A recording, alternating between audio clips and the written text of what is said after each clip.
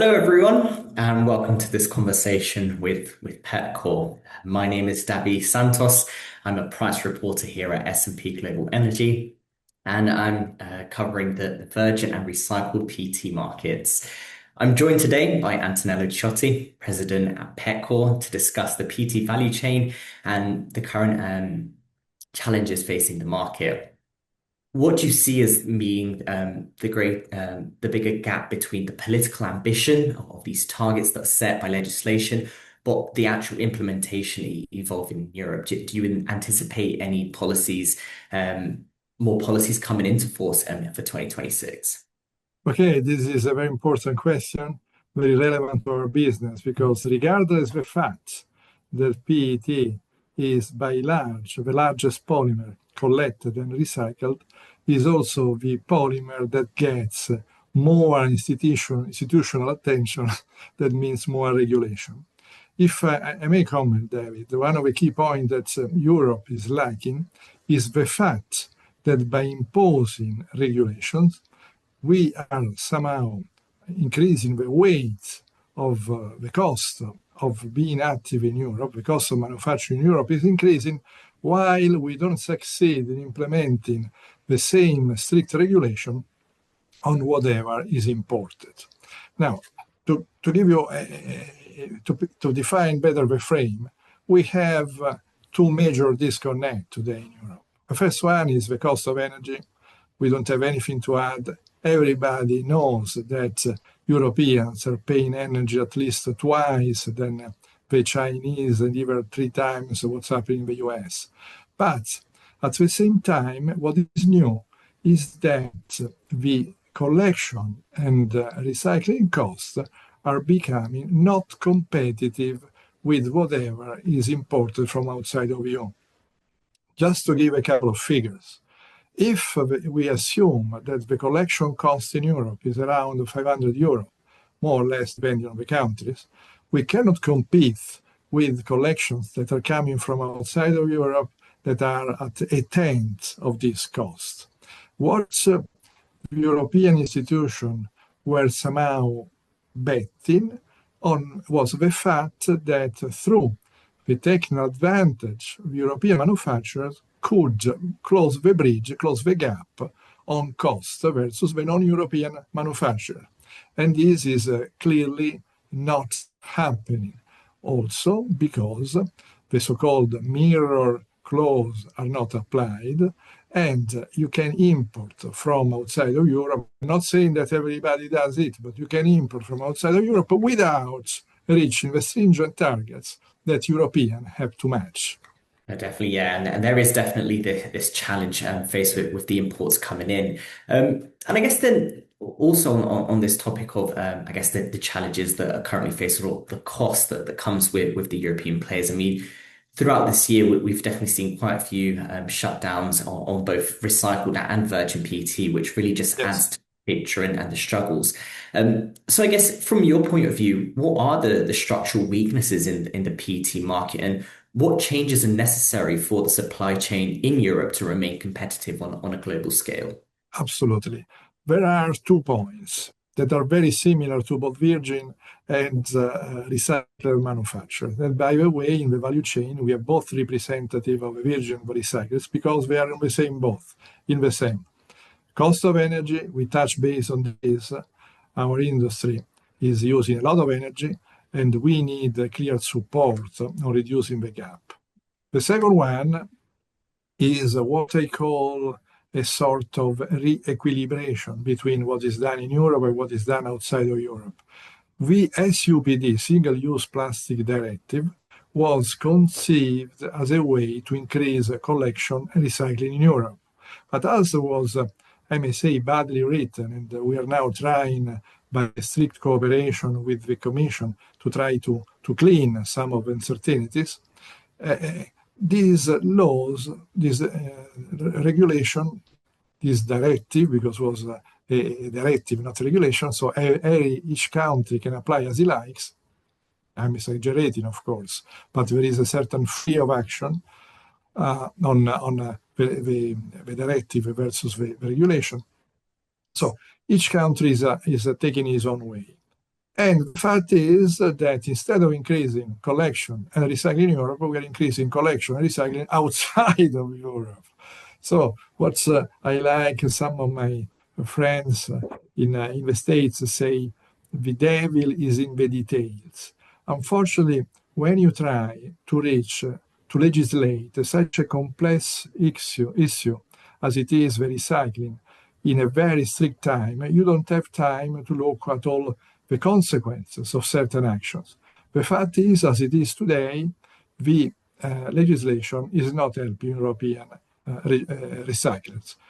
And especially for a recycler, there has been a proposal that I think we should carefully evaluate in the sense, if there is a European target of 25% in the bottle, theoretically in place since the beginning of this year, this 25% should have been reached only with European collection. Then if you want to add more recycled content, free to use whatever is coming from outside of Europe. But you need, in any case, to support and protect European collections and European recyclers. Second point is on whatever you import, you have to have absolutely the possibility of checking the same characteristic that you are requiring to the European, the same standards that you are requiring to the European manufacturers. This, David, is an action that I'm very proud that Petcore has taken on. We are in strict coordination with the CEN, that is the Commission for European Standardization, and we are supporting the action coming from 3 years of discussion with the CEN, and that should lead to the revision of the directive and to the definition of delegated acts that are expected by 2028. So also in this case, Petcore shows to be active and representing the whole value chain in front of institution. That is our mission. I guess sticking with this topic on, I guess, the disparities that some players in the market feel of the treatment between the imports and local material. Well, I do regularly hear with my discussion in market this challenge, or at least this threat that some are facing in Europe with these low cost imports on the long term aspect of the PET circularity model here in Europe. And I guess my next question to you really is, should the EU consider further implementation of trade protection levels? So, for example, we've heard these anti-dumping investigations into imports, or are these measures just really addressing the symptom rather than tackling the root issue that we see here in Europe? Absolutely. You have a point, Davi, in the sense that I think that in the short term, these measures are needed because the recyclers are shutting down today. So we need something that is limiting immediately this flow of imports of material that is not what we claim, that generally is not in line with European regulation. So this is the key point. So reinforcing the implementation of European regulation also for the recyclers that are outside of Europe. The second point is that what you said is totally right. The total chemical industry is in a very difficult situation because energy costs are increasingly high versus the European. The cost of respecting all the European legislations are increasing. Carbon tax could be a sort of measure to compensate. But it's clear that Europe, as I said earlier, made a big mistake in the past, in the sense we were believing that through our technical advantage we could reduce the gap between the low cost of energy outside of Europe and the high cost of energy in Europe. This is not applying any longer, simply because now countries outside of EU have the same technology that Europeans have. So if we have the same technology, more stricter regulation, more costs to manufacture, and high energy, we cannot survive. And this is, if you want, the message that very strongly of the chemical industry, because PET is on the forefront, but the same is happening to all the other chemical producers. I saw a very relevant statistic produced by Plastics Europe a few months ago, claiming that 5 years ago, Europe was representing roughly more than 20% of the total plastic production in the globe, now is less than 10. And it's clear that the trend is in that direction. Europe today is not the right place to be if you want to manufacture chemical products.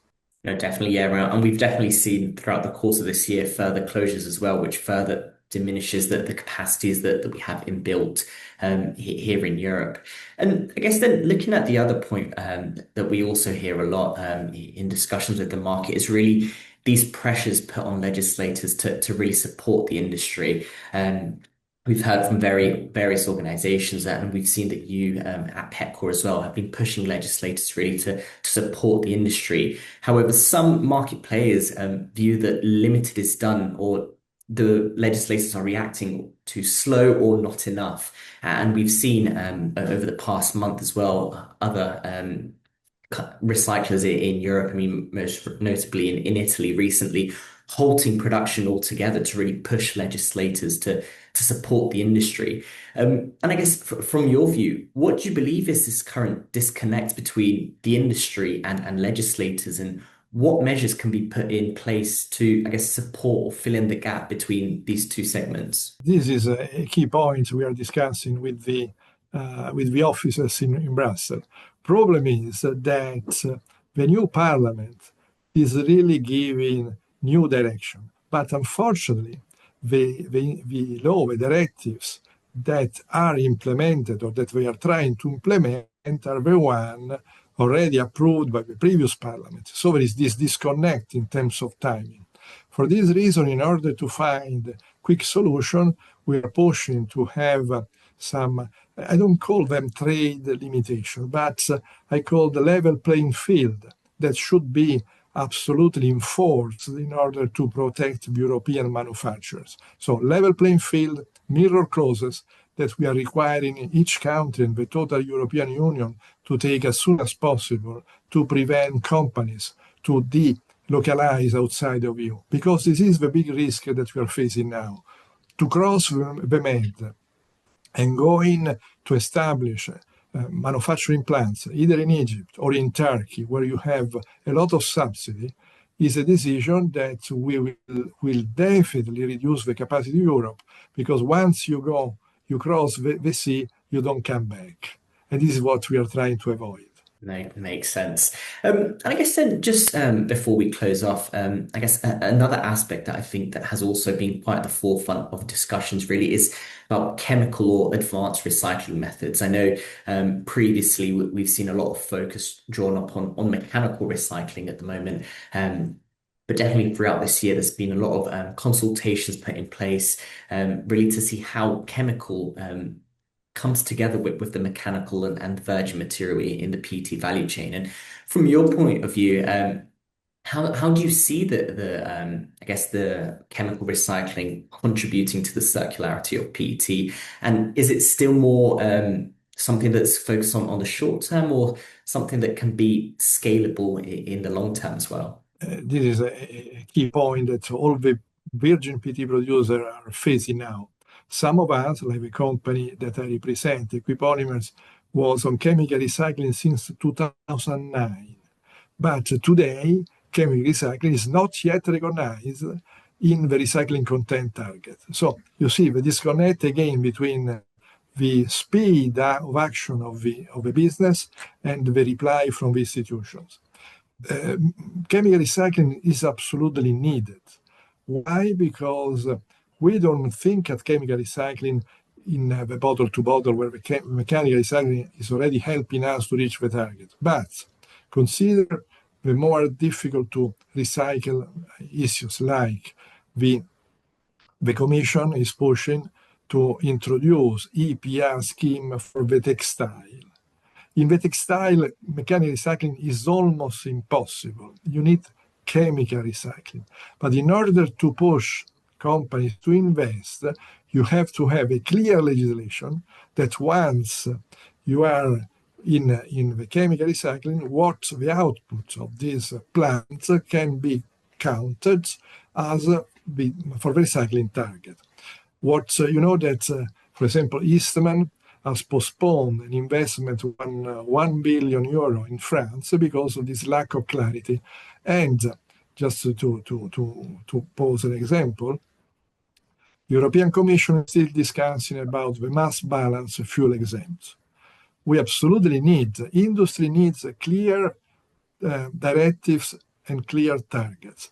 If we don't have a clear directive that is defining how the output of a chemical plant is considered, nobody will invest a massive amount of money to produce something that has no value in the market. So again, chemical recycling, we are ready to invest. We need to invest because some, for example, in the textile business, there is no recycling, no circularity without chemical recycling. But if the institutions are not giving a clear understanding, a clear message on how this chemical recycling is treated, we will not see anything. Also, in this case, Petcore is well engaged because we have been introducing 1 year ago a new session that is called PET textile, by which we are trying to pass our knowledge from the PET packaging, that is bottle trays, whatever it is today, into the PET textile that is the new frontier of the day after tomorrow. Definitely, and I think yeah, there is still a long way to go with the chemical, but definitely a lot of opportunities as well that are rising. And I guess then just to close off, then I mean it's been a great pleasure speaking with you today, My Antonello. pleasure. And thank you for your time and your insights as well. It's very interesting. And again, as I said earlier, we're looking forward to meeting up with everyone in the industry at Petcore's annual event in February in Rome. I believe it's February the 5th to the 6th. And it'll be interesting to hear a little more on these topics and definitely the push forward towards circularity of the industry. So yeah, thank you all for listening and please for more information on PT, please check out Platts Connect and have a lovely day.